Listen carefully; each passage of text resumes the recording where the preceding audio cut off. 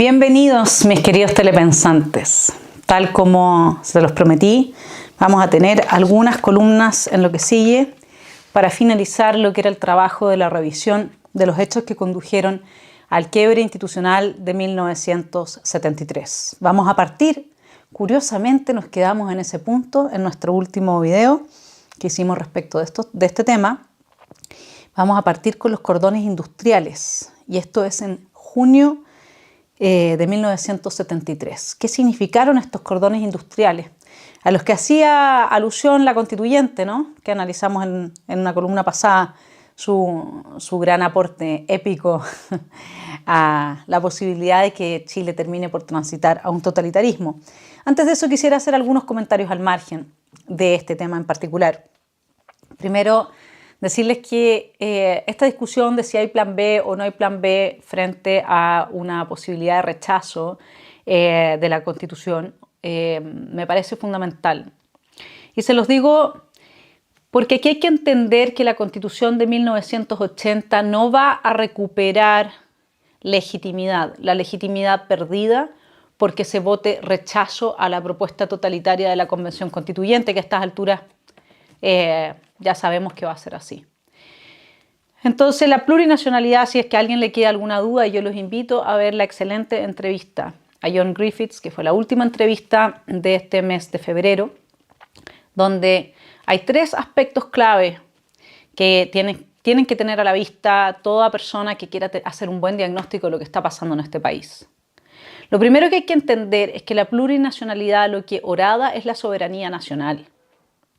Es decir, que el poder soberano del pueblo eligió a representantes que van a atentar en contra de la soberanía. Eso es un oxímoron, digamos, ¿no?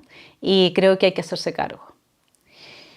Por lo tanto, si es que se aprueba un Chile plurinacional, lo que nosotros estamos haciendo es incentivar intereses externos que hoy día los vemos fuertemente desde Bolivia, donde Evo Morales, inspirado por el mismo intelectual que inspira a Gabriel Boric, por García Linera, ha promovido la plurinacionalidad como una forma de avanzar una nación indigenista que evidentemente queda al arbitrio de los narcoterroristas, como pasa en el sur. Nosotros tenemos una buena muestra de eso, y ahora más encima les vamos a permitir legislar su derecho penal, derecho civil, etcétera, con lo que se va a dividir realmente la soberanía del país, se va a difuminar, se va a debilitar, y en definitiva con eso quedamos al arbitrio de los intereses de potencias extranjeras. Entiéndase bien. Esa es una de las conclusiones que saca John Griffiths en la entrevista. La otra, que es muy importante, que es mi aporte: si esta constitución que se está diseñando con el carácter plurinacional de Chile y con distintas legislaciones y una regionalización que no es una regionalización, sino que apunta justamente al espíritu, a la concreción del espíritu separatista, si esta constitución se implementa, va a ser un punto de no retorno. Eso es muy importante que se entienda. Nosotros estamos en un momento muy difícil, mucho peor que el de 1973. Porque en 1973 el contexto era de una guerra fría, donde habían 2 potencias. Y una era la que luchaba por las libertades y la otra por la opresión. Acá ya no hay ese contexto. Acá lo único que tenemos es el avance desde organismos internacionales de una ideología totalitaria que, para poderse instalar y terminar por controlar definitivamente a la población, necesita diluir el poder de los Estados-nación. Si esta constitución se implementa y este diseño institucional se implementa, no hay vuelta atrás. Va a ser muy difícil, al menos no sin un quiebre que nosotros queremos evitar. Y finalmente, el tercer argumento relevante en esa entrevista es que la nación es anterior al Estado. Y en la medida en que es anterior al Estado, quienes dan piso para la concreción del Estado, que son las Fuerzas Armadas, se deben a la nación, no al Estado. El Estado es un grupo de burócratas con una clase política que suele legislar en pos de sus privilegios. Eso es lo que es el Estado. Y está conformado, además, por distintos estamentos, entre ellos las Fuerzas Armadas, que son el soporte de la creación del Estado, porque sin el monopolio de la coerción y el uso de la fuerza no existe Estado-nación. Existe nación, como los kurdos, pero no Estado-nación. Así que ya lo sabemos. Vamos a volver sobre este punto en las columnas que voy a hacer hasta que terminemos nuestra revisión del pasado, porque el pasado, como dice Hannah Arendt, que creo que lo toma de Tocqueville, tiene que iluminar nuestro presente y nuestro futuro. Parte importante de por qué nosotros estamos perdiendo la democracia hoy día en manos de la extrema izquierda es porque no supimos hacer un análisis adecuado de lo que pasó previo al quiebre del 73 y tampoco después. Y nos quedamos sin ese pasado que nos iluminara para que no volviésemos a cometer los errores que se están cometiendo ahora. Y en ese sentido, el Museo de la Memoria, hay que decirlo, no hizo ningún aporte y no ha ayudado en absolutamente nada a que se solidifique la democracia a nivel institucional en Chile. Así es que yo los despediría a todos porque se necesita una memoria que realmente sirva al presente y al futuro, ¿no es cierto? Bueno, vamos entonces con los cordones industriales que tenían que ser como el ejemplo a seguir. Teníamos que volvernos a inspirar en estos cordones industriales, ¿no es cierto?, según decía esta constituyente. 27 de junio de 1973, el comandante en jefe del ejército, general Carlos Prats, se vio mezclado en un enojoso incidente en la avenida Costanera cuando la ciudadana Alejandrina Cox de Valdivieso le sacó la lengua reiteradas veces y el alto uniformado disparó un tiro de revólver contra el automóvil que manejaba la señora Cox. Detenidos ambos vehículos, se juntó gran cantidad de curiosos quienes a su vez procedieron a faltarle el respeto al comandante en jefe y a desinflar los neumáticos de su automóvil, por lo cual el general hubo de ser transportado por un taxista para estampar la denuncia correspondiente, mientras fuerzas de carabineros se hacían presentes en el lugar de los hechos, siendo insultados por la ciudadanía. El secretario general de Gobierno, Aníbal Palma, se dirigió al país por cadena de emisoras interpretando los hechos como un extraño asedio de similares características a la emboscada que condujo al asesinato del general René Schneider, ni más ni menos. El subsecretario del Interior, Daniel Vergara, anunció que el gobierno había decretado estado de emergencia para la provincia de Santiago como consecuencia del clima de violencia existente y que culminó con un hecho atentatorio frustrado. El presidente Allende, que regresaba a Palacio, luego de visitar una guardería infantil y su correspondiente sala de cuna, declaró: la zona de emergencia es una medida necesaria para poner fin a la prepotencia fascista. Bueno, acá uno ve cómo estaba el estado psíquico de los chilenos en ese momento. Hay varias similitudes, ¿no? Hay gente que piensa que nuestro país hoy día ha decidido simplemente irse al carajo y que esa digamos, es el estado psíquico que nos tiene sin poderle poner un límite de contención a este rumbo que parece que no tiene otra salida. Y se los digo bien honestamente, si es que no piensan en un plan B, no va a tener otra salida, porque la Constitución del 80 ya no está vigente. Y ustedes me pueden decir, pero sí está vigente. No, el Congreso que nosotros tenemos la violó en reiteradas ocasiones, con el tema de los retiros, acusaciones constitucionales, etc. El Ejecutivo también lo hizo. ¿Y para qué hablar del Poder Judicial? Que hasta el derecho de propiedad hoy día o sea, se entiende, y ya estamos viendo los primeros gestos de persecución a los ministros del Poder Judicial. Entonces, honestamente, si no hay plan B,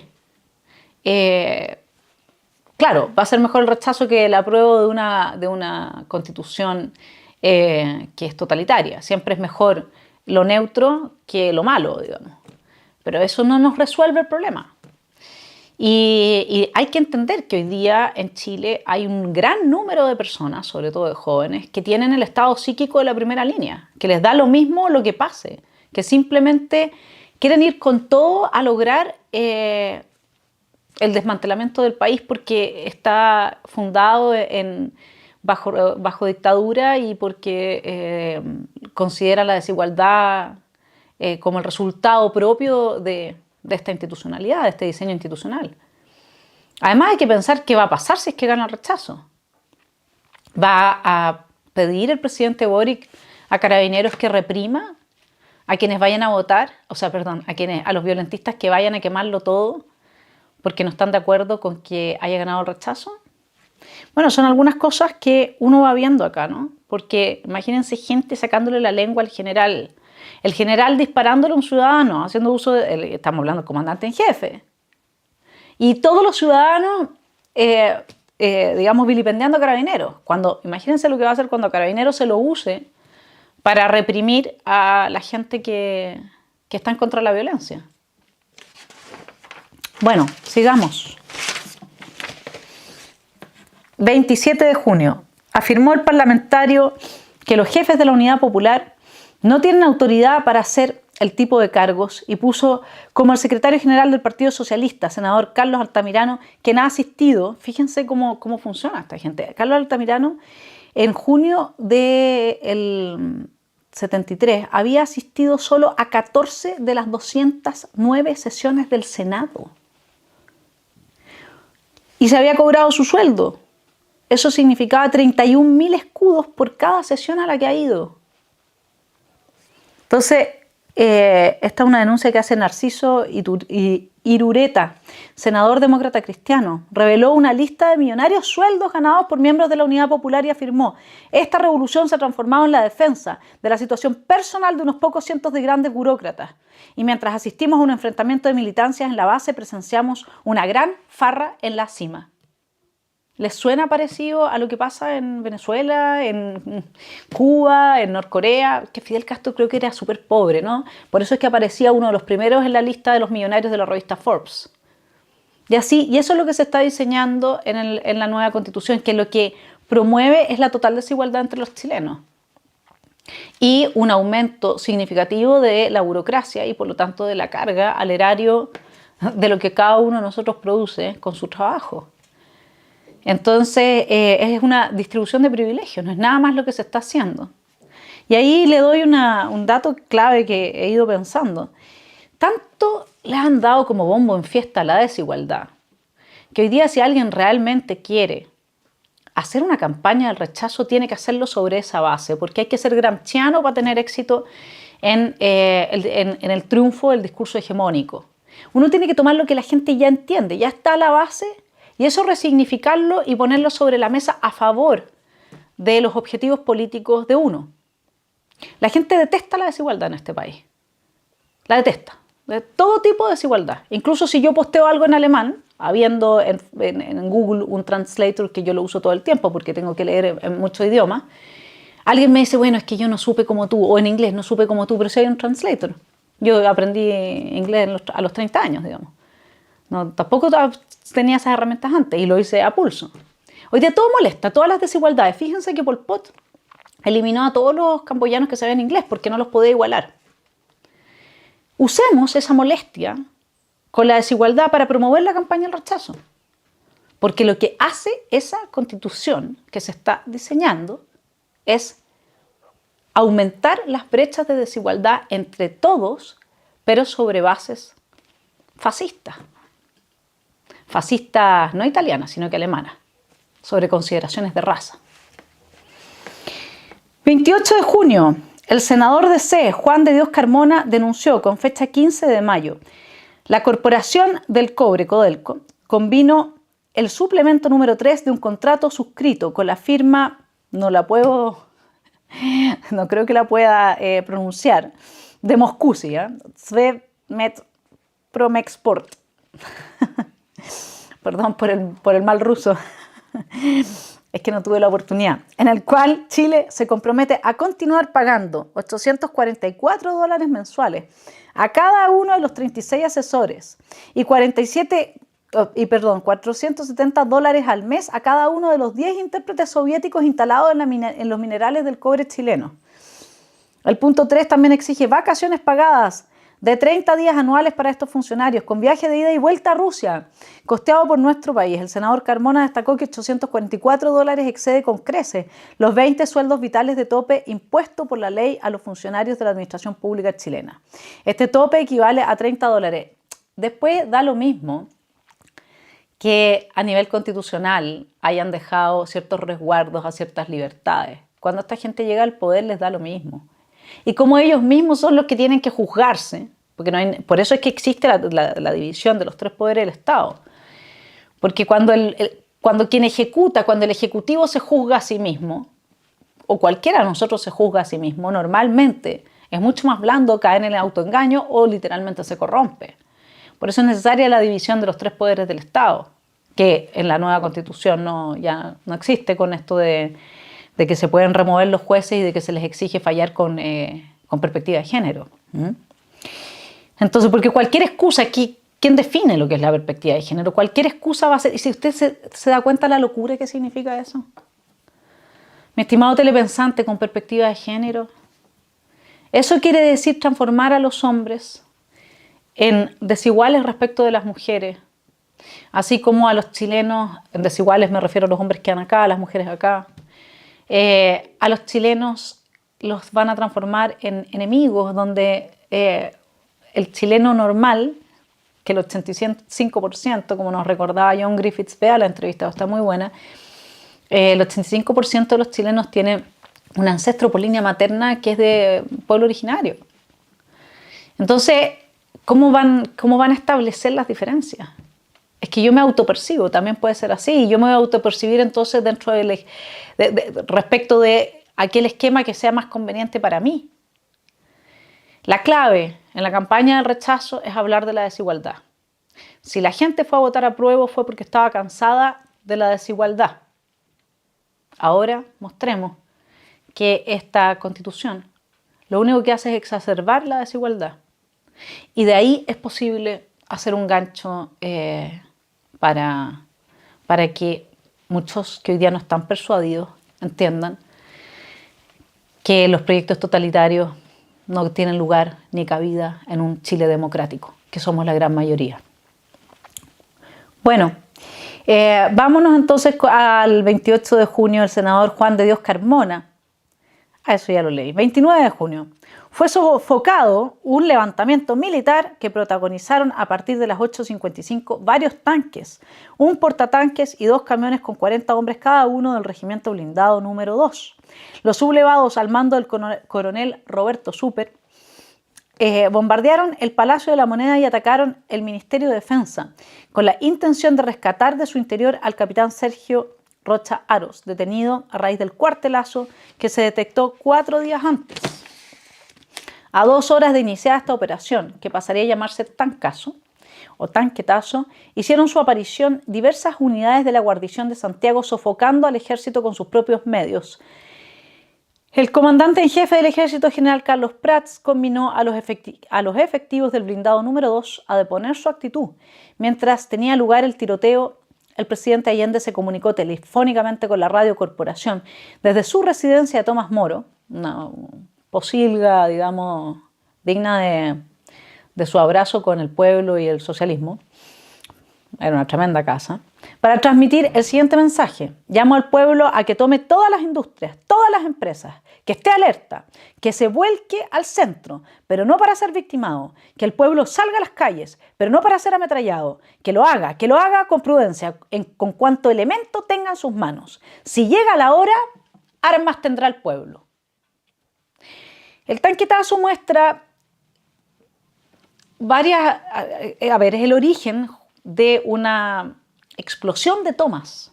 O sea, ya había muchas tomas, pero que todavía habían sido efectuadas bajo ciertas reglas, inconstitucionales, por cierto. Pero esto ya abrió, este llamado de Allende destapó la olla completa. Y ahí se empiezan a armar estos cordones industriales, en que cada fábrica pasa a ser como un campo de entrenamiento militar, y donde se guardan armas, explosivos, etc. Entonces, es el comienzo de una radicalización de las tomas de las fábricas y de la creación de un ejército del pueblo. Al mismo tiempo, el el tanquetazo, tancazo, muestra una división que es bastante normal al interior de Fuerzas Armadas cuando se producen estos problemas ideológico-políticos, que pueden conducir a una guerra civil como la que tuvimos nosotros, ¿no es cierto?, bajo Balmaceda, en que la Armada puede estar peleada con el Ejército o divisiones dentro del Ejército. Estas dinámicas centrífugas empiezan a generar enemistad al interior de las instituciones castrenses. Luego el presidente Allende pidió al Congreso Nacional autorización para declarar estado de sitio en una parte o todo el territorio nacional por un plazo de hasta 6 meses. Cabe recordar que el estado de sitio otorga al presidente de la República la facultad de trasladar a las personas de un departamento a otro y la de arrestarlas en sus propias casas y en lugares que no sean cárceles ni otros que estén destinados a la detención o prisión de reos comunes. El Partido Nacional declaró, debe entender, desde el Partido Nacional se dijo, debe entender el señor Allende que es suya la responsabilidad de la crisis moral y material en que está sumido Chile. En consecuencia, el Partido Nacional no otorgará mayores facultades por ningún concepto a este gobierno que, por haberse colocado en la ilegitimidad, no merece el más elemental grado de confianza, aún en el ejercicio de sus facultades ordinarias. El saldo del tancazo fue 32 heridos a bala, 22 muertos entre civiles y militares y 50 detenidos. Sí, nosotros podríamos decir también, hay muchas personas para las cuales este acuerdo del 15 de noviembre es totalmente ilegítimo y todo el proceso que estamos viviendo es ilegítimo. Sirvió para salvar al gobierno de turno y a la clase política. Yo siempre he sido de la tesis y estoy de acuerdo con quienes tienen una perspectiva distinta. Yo creo que es la gracia de poderse enriquecer. Pero yo creo que si el presidente Piñera hubiera renunciado, se acaban las movilizaciones, se acaba la violencia, se llama a elecciones, se llama a elegir a un nuevo Congreso, que todos ya estaban en la ilegalidad, porque todos habían violado sistemáticamente el texto de 1980. Entonces a mí me parece que eso es lo que debió haber pasado. Pero bueno, hay otros que dicen que no, que hubiese sido un descalabro peor. 30 de junio, 7 radioemisoras fueron clausuradas por negarse a integrar cadenas obligatorias dispuestas por la Oficina de Informaciones y Radiodifusión de la Presidencia de la República. Mientras tanto, los partidos políticos de oposición se negaban a otorgar al presidente Allende la facultad del estado de sitio. Aquí hay una cosa muy importante y que uno se pregunta hasta dónde el autoengaño sirve como una herramienta para la construcción del infierno. Porque en la constituyente se ha debatido la posibilidad de la ley Mordaza y en la creación de un órgano único que va a evaluar si los medios de comunicación se están adecuando a estas perspectivas de género y las distintas perspectivas que ellos consideran más valiosas que cualquier otra. Y yo francamente no entiendo que los medios de prensa, que la gente, que los periodistas apoyen esto. O sea, yo soy periodista, uno tiene un mínimo de formación. Entiendo que normalmente en los cursos de ética todos los periodistas copian y pocos pasan cursos de ética habiéndose leído los códigos de ética. Pero si hay algo que uno aprende es la importancia de la libertad de expresión, porque sin la libertad de expresión no hay profesión. Y esto que ya nosotros sabemos, en el gobierno de Allende se acabó la libertad de expresión, la persecución a las radioemisoras, tratar de justamente de expropiar la papelera para que no hubiese papel para periódicos, etc. Era clara y evidente. Y acá se avanza en la misma dirección y los periodistas no dicen nada. A mí, francamente, me llama la atención eso. Es el autoengaño. Muchos seguramente también son de ultraizquierda y no son periodistas, sino que son activistas, pero muchos otros no. Y cuando los persigan por haber dicho lo que dijeron, ¿no se dan cuenta? 2 de julio. 3.000 obreros mantienen todavía en su poder las 10 industrias ubicadas en Los Cordones, Vicuña Maquena y Cerrillos, que ocuparon el día de los sucesos en que intervino el Regimiento Blindado número 2, a raíz de las órdenes que diera a este respecto el presidente comunista de la CUT, Jorge Godoy, y del mensaje presidencial subsiguiente. Llamo al pueblo a que se tome todas las industrias, todas las empresas. 4 de julio. por instructivos repartidos entre los trabajadores que ocupan empresas en el cordón Vicuña Maquena y emanadas del comando de dicho cordón industrial, se conocieron entre telones de la real organización interna de los establecimientos tomados. Resaltan los puntos siguientes. Aparte de las armas que se están recibiendo, contaremos con las que obtengamos de los asaltos previstos a los cuarteles de Carabineros exclusivamente por ahora. Este es un punto fundamental que vamos a ver en la próxima columna. El tema de la ley de armas, porque aquí también se está avanzando un tema de ley de control de armas. Y como ustedes se dan cuenta, para que vean bien si es que el buenismo, si es que mira, si es que tenemos una ley de control de armas, Chile va a ser pacífico y nadie se va a poder disparar unos con otros. Que bueno, apoyemos el control de la ley de armas cuando lo único que controla esa ley es a la gente que tiene armas legales. O creen que un señor de la CAM va a decir, oh, sí, hay una nueva ley, amigos, tenemos que entregar nuestras armas. Vamos, se las entregaremos a la PDI, a Carabineros. ¿En serio?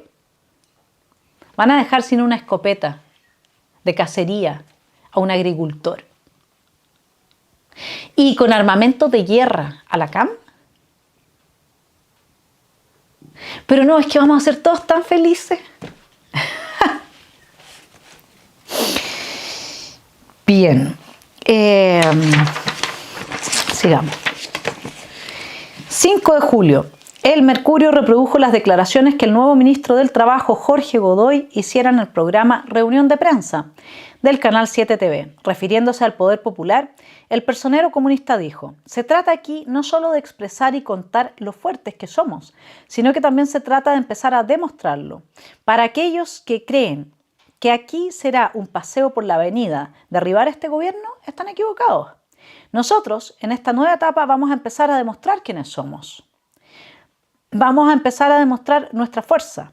Escuchamos dentro de los mítines, los actos de masa, las consignas crear, crear, crear, poder popular.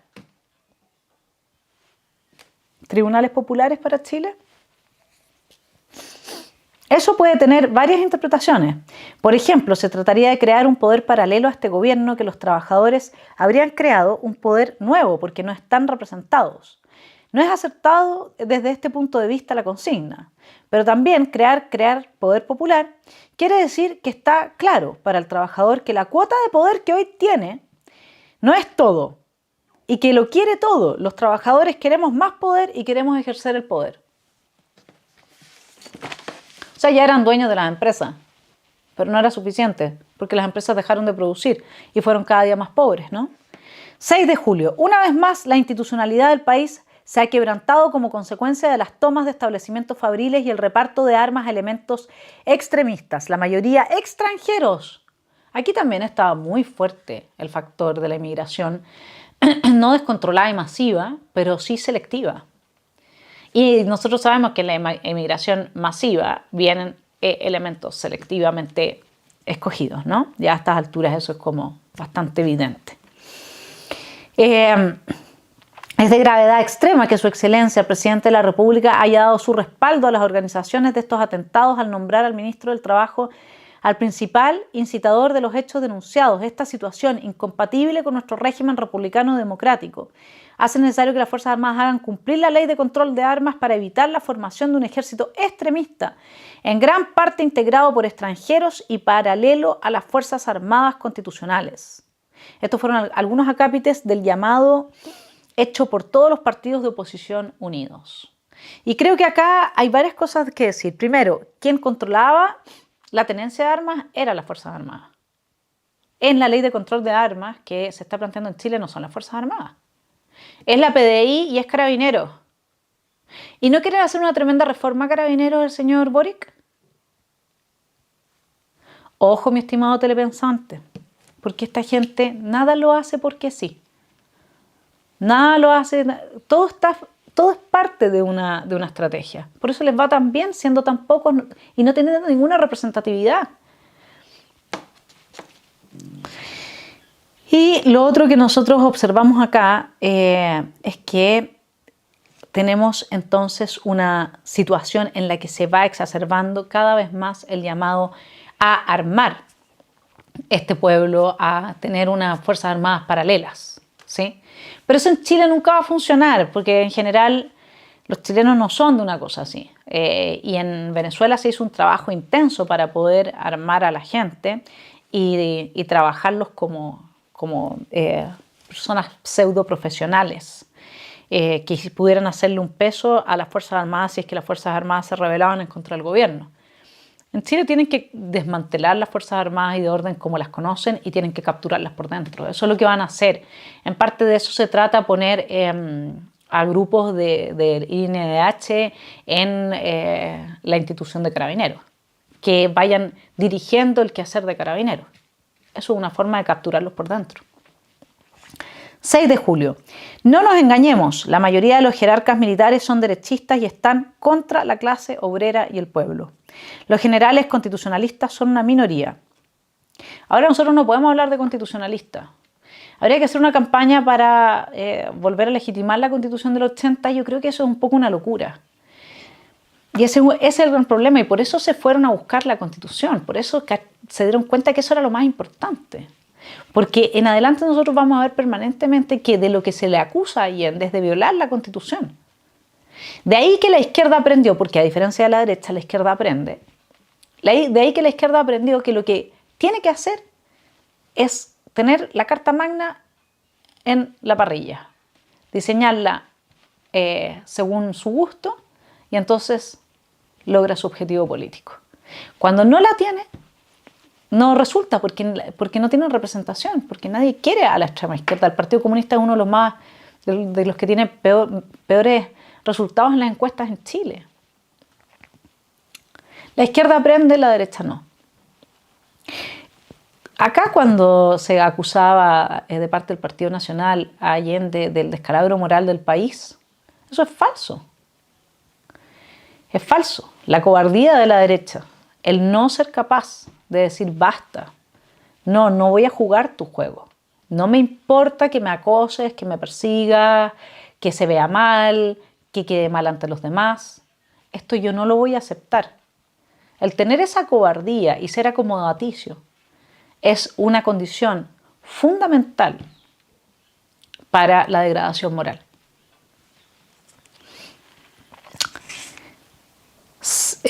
Bien, sigo. De ahí la importancia de democratizar las Fuerzas Armadas, para así con los soldados con derecho a decidir neutralizar a los jerarcas militares reaccionarios. Entonces ellos hablan de democratizar a las Fuerzas Armadas, ¿no es cierto? ¿Quién podría estar en contra de democratizar? ¿Quién podría estar en contra de una república solidaria que le gusta a Atria? ¿Quién podría estar en contra de una educación sexual integral? ¿Quién podría estar en contra de un lenguaje inclusivo? Y aquí no me voy a cansar de repetirlo, es la retórica oxímoron la que nos lleva a este punto, en que nosotros creemos en los contrarios, en que podemos, por amor a la humanidad, asesinar a millones de personas. Y nos sentimos bien. Y así es posible esa maldad y esa crueldad tan radical. Esta retórica de ellos, ¿no? Democratizar a las Fuerzas Armadas, un Estado plurinacional, y toda la base de un victimismo, donde todas las naciones tengan entonces derecho a manifestarse. ¿Quién puede estar en contra de la manifestación de la diversidad? Pero es que el problema es que eso no es en la unidad, como bien decía John Griffiths. Eso es desde el antagonismo. Y eso, mi estimado telepensante, es Carl Schmitt. El concepto de lo político de Carl Schmitt es el concepto del amigo-enemigo. Y si hay política es porque hay grupos que están dispuestos a liquidarse entre sí. Eso es llevar a Carl Schmitt a su máxima expresión. Y Carl Schmitt era el jurista del régimen nazi, digamos. Lo que nosotros estamos observando es un renacimiento del nazismo, encubierto con el manto del marxismo. 7 de julio, Eduardo Frei, presidente del Senado, declaró: con motivo de una irresponsable acción reprimida por las Fuerzas Armadas y en la cual ninguno de los sectores democráticos tuvo, por supuesto, participación alguna, se ha ordenado la ocupación de fábricas y predios rurales, esto se está refiriendo al tanquetazo, se han reforzado los cordones industriales con los que se pretende cercar la ciudad Y lo que es más grave, existe la certeza de que se reparten armas y se adoptan disposiciones estratégicas y se lanzan instructivos como si Chile estuviera al borde de una guerra interior. Los sectores democráticos que representamos no estamos armados. El llamado poder popular no es el pueblo de Chile, son grupos políticos que se autocalifican como pueblo y que pretenden someter por la fuerza a otros trabajadores sin titubear ante ningún medio para conseguirlo. Yo creo que la historia de Chile no conoce a un régimen más injusto que el de Allende. Y lo tenemos en bronce en todas partes. Y le rinden homenaje. Nuestra memoria, ¿no? 8 de julio, Osvaldo Lara, dirigente juvenil del Partido Socialista, y Alberto López Acuña, su acompañante, quedaron gravemente heridos al chocar la camioneta de la Corporación de Reforma Agraria en que viajaban y en cuyo interior la policía encontró armas, municiones y fulminantes. Al revisar la ropa de los heridos, Carabineros se incautó de una lista de personas a las que debía repartirse ametralladoras y pistolas. También había instrucciones para acciones de comando y otra relación de reparto de 150 pistolas Mauser, 150 granadas de mano, 300 bombas Molotov y 6 ametralladoras de origen checoslovaco. O sea, la ley de control de armas funcionaba fantástico. Entiéndase bien, a los únicos que van a desarmar es a la gente que obedece la ley. Es decir, al ciudadano bueno. Estamos en el mundo al revés. Y desde el buenismo tenemos que dejar de afirmarnos desde ahí. Oye, yo soy tan bueno porque yo quiero que en Chile haya paz. Entonces yo voy a apoyar una ley de control de armas. Hay que dejar de usar al bien común como medio para tener estabilidad psíquica. O sea, la estabilidad psíquica de uno no puede pasar por arruinar el bien común, por privar a la gente de la libertad de defenderse. Pero yo soy tan bueno. Ese formato debiésemos de denunciarlo urbi et orbi. 8 de julio, el doctor Edgardo Cruz Mena, secretario general del Colegio Médico, denunció que todo el banco de sangre del Hospital del Salvador había sido robado por elementos extremistas, por lo cual no se pudieron realizar intervenciones quirúrgicas de urgencia. Igualmente hubo sustracción de material médico esterilizado en la maternidad del mismo hospital, causándose así la muerte de una señora que daba a luz. Nunca se hizo una lista de los muertos bajo el régimen de Allende. Aquí la historia se contó solamente de un lado. Y se borró absolutamente todos los crímenes de los mismos protagonistas que aparecieron como las víctimas de esa historia. 8 de julio, mismo día. Ante cualquier emergencia, el proletariado chileno será firme en sus sitios de trabajo y si es necesario salir de allí a combatir, saldrá a hacerlo, anunció el jefe máximo del comunismo chileno, Luis Corbalán Lepe. Y después dicen que los comunistas iban por la vía de la paz y nos han mentido. Es que realmente lo que nosotros aprendemos de nuestra historia de Chile es mentira. Ese es el punto. Y después quieren que la gente tenga algún marco de razonabilidad. Sí, los comunistas estaban también por el extremo. Acá no. Comunistas y socialistas eran extremos. Y cuando yo le leo la noticia del banco de sangre, porque yo quiero que usted entienda, o sea, empape, digamos, del ambiente de la época. Porque estas son las cosas desquiciadas que uno no se lo puede imaginar. Sigo con nuestro secretario general del Partido Comunista. Hay que convertir cada fábrica, cada hacienda, cada sindicato, cada servicio público en un baluarte del poder popular. Cada establecimiento industrial debe ser una fortaleza de la revolución. Por último, Luis Corbalán aseguró: los poderes legislativo y judicial no pueden ser dejados incólumes porque son enemigos del progreso y del avance. Termino esta columna con el 9 de julio. Nuevas industrias fueron ocupadas por elementos del gobierno y de la extrema izquierda, obedeciendo al llamado hecho por la CUT y por el presidente Allende el 29 de junio. El secretario general del MIR, Miguel Enríquez, diagnosticó: son ya centenares las fábricas tomadas y seguiremos tomando otras. Un dirigente socialista que pidió mantenerse en el anonimato confesó: los grupos extremistas nos están desbordando. Luego relató: yo mismo fui sometido a un sumario interno impulsado por esos extremistas. Cuando traté de imponer un poco de disciplina en nuestra labor, muchos de mis compañeros socialistas piensan como yo. Lamentablemente ya es tarde para retroceder. Ninguna industria estatificada está produciendo más del 50% de su producción normal, justamente a causa del sectarismo, la intranquilidad y sobre todo la indisciplina. Y quedémonos acá. Camilo Escalona, el año pasado, antepasado, ya no lo recuerdo, corrió un audio de él recordando un poco que estas son las dinámicas que se instalan cuando dejamos de respetar la libertad y lo que se sigue de la libertad, que es un régimen democrático, republicano. Estoy parafraseándolo, pero él sí usaba la palabra libertad. Acá comienza entonces esta maquinaria a comerse los propios elementos internos. Pero la gente hoy día no cree que todo esto... Estoy hablando de la gente de izquierda, exceptuando los amarillos, que los felicito por haberse constituido, me parece muy bien. A Christian Banken, gran aporte a este país. Pero la gente de... Yo tengo gente que aprecio, que son socialistas, y que los aprecio no solamente por ser buenas personas, sino que porque son inteligentes. Ustedes me dicen que sería una contradicción. Bueno, pero uno a veces, yo soy mala para las matemáticas, uno quizás no son inteligentes políticamente hablando, pero son inteligentes en historia, en literatura, en filosofía y en otras cosas. Y a mí me llama la atención que no reaccionen, que a la vista del avance de un diseño institucional totalitario no se den cuenta que primero vienen por el telepensante, pero después van a ir por él. Y eso es una historia que se ha repetido siempre. Así es que, si usted tiene, así como yo, a algunos amigos de izquierda que todavía están obnubilados con este proceso constituyente, ¿para qué hablar de la columna de José Joaquín Brunner en el Mercurio la semana pasada? Yo francamente decía, constitución sí o sí. Y arreglemos en el camino, pero es que no hay vuelta atrás. Es lo que está diciendo acá este señor, ¿no? Está diciendo acá ya, esto se fue al extremo. Ese es el tema. Entonces,